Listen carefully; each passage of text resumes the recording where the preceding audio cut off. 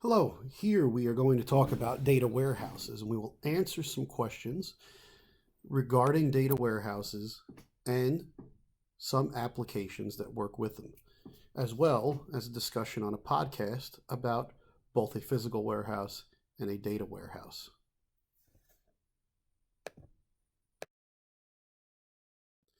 The first question we're going to look to answer is, what does it mean when a data warehouse is non-volatile? I believe we should start with first discussing what is a data warehouse. Now, a data warehouse is a collection of data. Its main function is to support management's decision-making process. So this collection of data could aid management in its decision-making, which could have a wide range for the company. Maybe they're trying to decide on how much of a certain item to stock, or perhaps it's to develop a plan, the timing of a release, maybe of an update to a piece of software that the company has. Now, there are four types of data warehouses. There's subject-oriented, integrated, time-variant, and non-volatile. In the case of our question of what does it mean when data warehouse is non-volatile, well, a non-volatile data warehouse houses data that will not change. Now, most data that will not change is most likely historical data that a company needs to keep for their records. Maybe it's a type of data that cannot be deleted due to legal reasons, or maybe it's the type of data that shouldn't be deleted because it belongs to something that will need to be built upon in the future.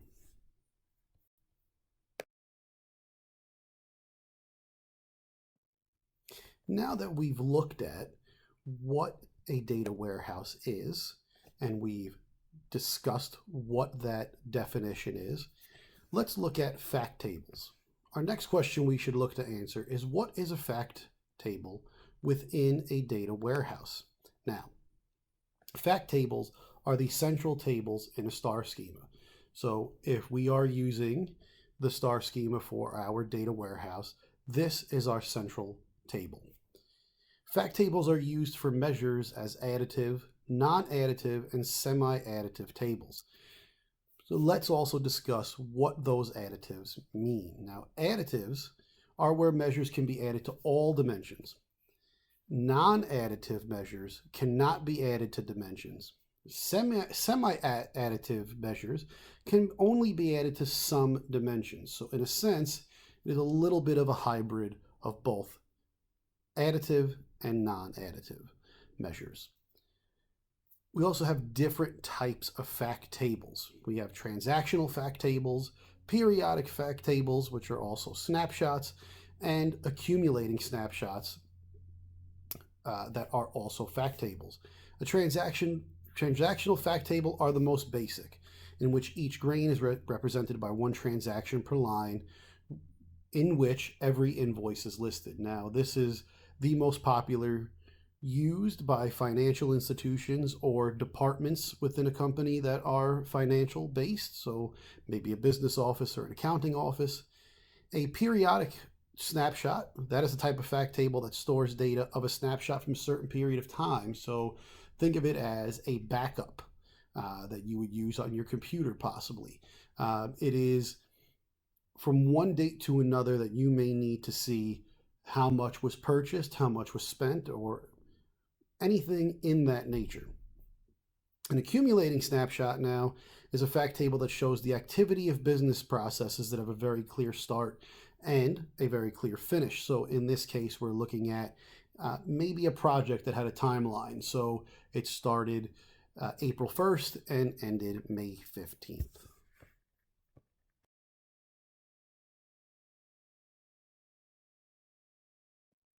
The next question we're going to look to answer is, when do you use OLAP software, which is also known as online analytical processing software? And we're going to talk about some examples and different types of OLAP software and when we should use them. So first, OLAP software should be used to quickly analyze and measure. It's based strictly on numbers and facts. If you are looking to process information and data in a quick time frame, this is when you should use it. There are different types of OLAP software. There are three different types to be exact. And we have MOLAP, ROLAP, and HOLAP software. Now, MOLAP software is multi-dimensional online analytical processing. This is the standard that is used throughout the industry. It is a multi-dimensional database that stores data directly into various cubes. Now, we also have ROLAP software. Now, this is relational online analytical processing.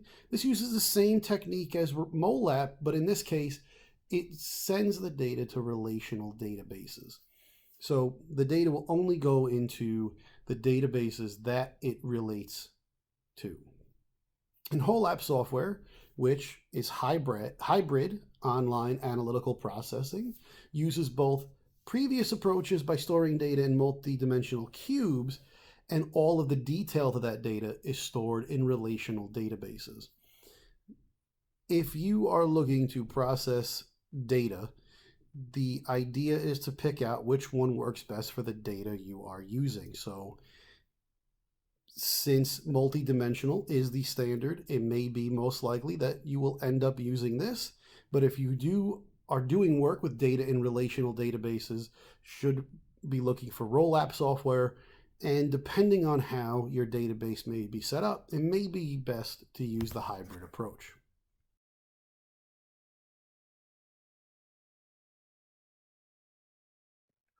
Now that we have defined what OLAP software is, and we've looked at a number of uses and when to use it, as well as the different types of OLAP software, it's time for us to answer what three types of actions do users typically perform when they use OLAP software. Now, first, let's look at the three types of measures that cause reason to use OLAP, and that's performance measures, drill down functionality, and the availability of software tools. So for analyzing data, there is no better bet than OLAP.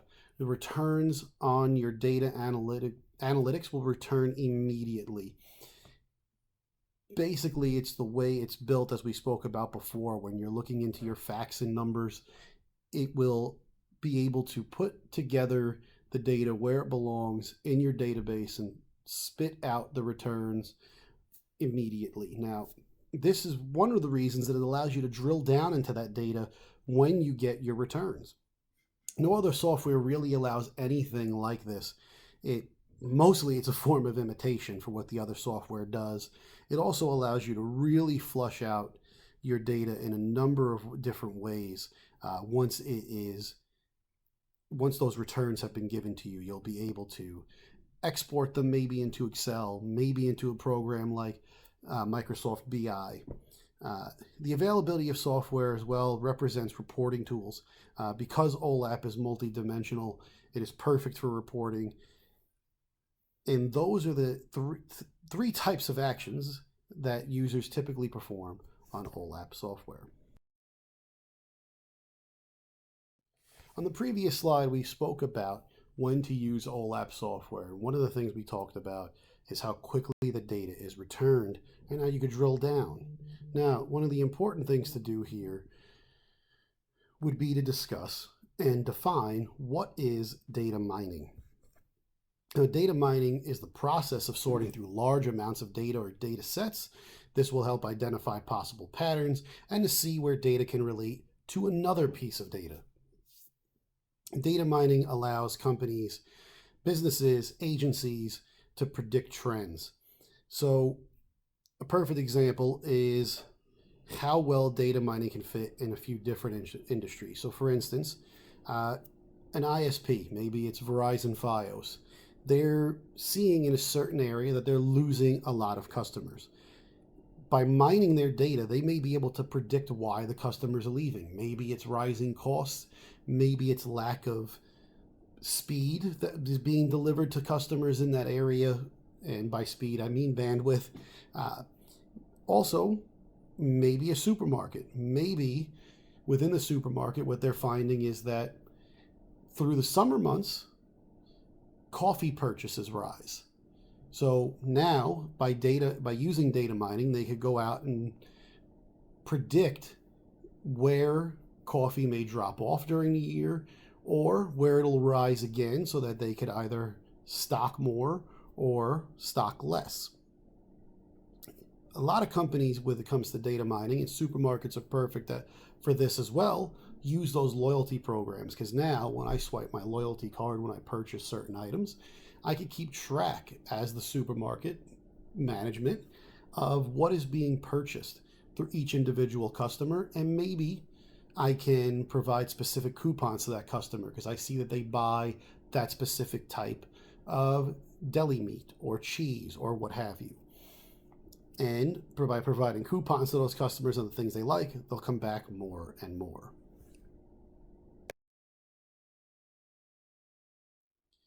Listening to the Radiolab podcast was really interesting for me. I have never really sat back and thought about when I ordered online what happened after I pressed submit, and how is it possible that these items are ending up at my door within a day, 2 days. It just was something that happened. Now, as somebody who is a massive fan of podcasts to begin with, I found this extremely interesting. Now, the narrator, the journalist, David, talks in the beginning about how he uses a website named diapers.com to purchase all the things that is needed for his newborn, especially diapers and, jokingly, paper towel. But he realizes that sometimes same day these items end up at his doorstep. So he decided to look into how does this happen. Now he talks to a young reporter, a reporter by the name of Mac McClellan, who worked in a physical warehouse for one of these companies, online companies. Now, she doesn't make mention of which company she worked with, but still, it was extremely interesting to hear her talk about how each runner at the company, at the warehouse, was timed, that they had 15 to 20 seconds to get each item, and they needed a certain amount of items per month in that time frame in order to keep their job. She also mentioned a very interesting fact to me about how they do not combine items in a way that they make sense. They almost seem to throw anything in a bin. And talking to other people in this episode, they mentioned how studies were done to show that it actually allows you to find those items quicker.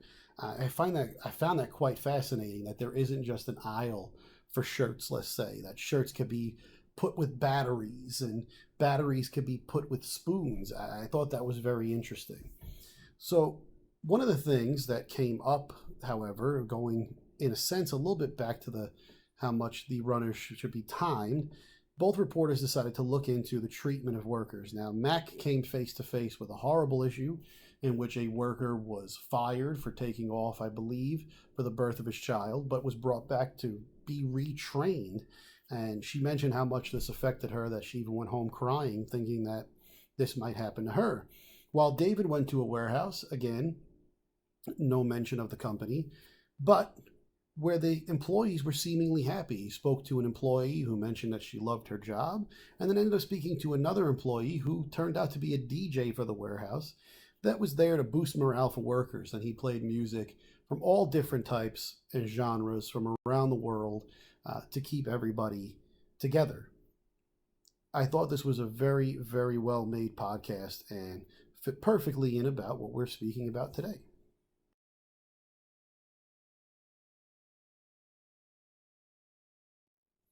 After listening to the podcast, one of the things that we wanted to answer next was, what does Amazon use for a data warehouse? Now, of course, the podcast doesn't make mention as to if the warehouses we were speaking of, the physical warehouses, happen to be Amazon, but we look into the data warehouses that Amazon uses today. Currently, it seems that Amazon is using its own product, which goes by the name of Redshift. Redshift is available to other businesses to use. Redshift allows a company to use their current SQL database and their business intelligence software. And this is important because when you're able to use your own current databases, it drives the cost down, because now you don't have to take your data and try to lift it and place it into something else where your databases may be proprietary or may not mesh well with something else. In order to reduce input output, Redshift uses different data compressions and zone maps and columnar storage. By reducing input output, especially in a solution like this, which does sit in the cloud because it's AWS, it allows that data to be accessed much more quickly. And again, because it's on AWS, Redshift, the architecture of it takes advantage of all the available resources that come with the Amazon Web Service world. Now, while Amazon may have one data warehouse software, it has a full suite of softwares that work together. They start at queries, they go to storing, they analyze, and they process into data flows. Now, there are a number of different programs that do this. So it actually, the first part of this process starts with a program called Amazon Athena, which is standard SQL. So we mentioned before that if you had your own SQL, you wouldn't need anything else. But if you were starting from scratch, you would start with Amazon Athena. When those queries are done in SQL, they are moved into Amazon EMR, which processes large amounts of data. It's really just a data processing software. Once that data is processed, it's moved into Amazon Elasticsearch. Its main function is to search. It allows you to type in keywords and find the data that's been processed that you're looking for. Amazon Kinesis is a data streaming service. So that data is then streamed into something that is called Amazon QuickSight. This is business intelligence software. So again, if you don't have your own business intelligence software or you don't use Microsoft BI, this would be the perfect software for you, especially if you're a company that is small and cannot host all of these things on site.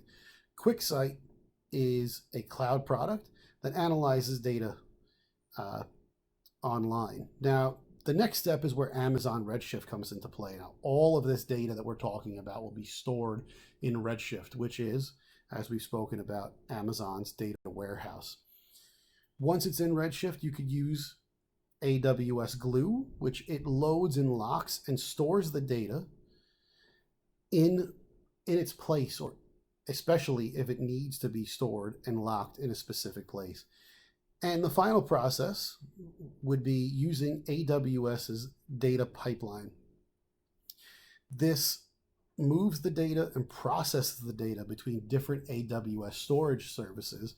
So basically, if you use Amazon for cloud storage for this data on Redshift, that's where it would sit in the final process.